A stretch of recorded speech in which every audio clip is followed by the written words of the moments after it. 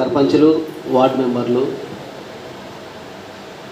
ఏదైతే ప్రజాప్రతినిధులు ఉన్నారో టీసీలు అయితే కాస్త పార్టీ పరంగా జరుగుతాయి, కానీ మనకు సర్పంచ్ ఎలక్షన్ అయితే పార్టీ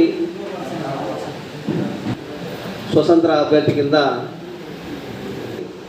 ఆ యొక్క పంచాయతీ అభివృద్ధి కోసము పాటుపడుతుంటారు ఉన్నారు.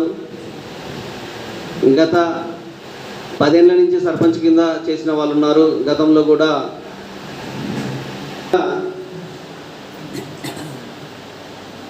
సర్పంచ్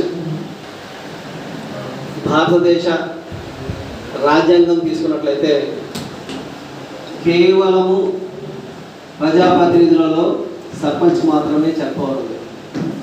ఏ పనులు చేయాలన్నా తన యొక్క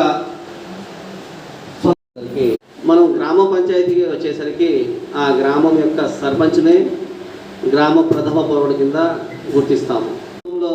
సభ చేయవలసి వస్తే ఆ సభకు అధ్యక్షత వహించాల్సిన బాధ్యత ప్రత్యేక ఆహ్వానితులుగా వచ్చేవారు ఎవరంటే సర్పంచ్.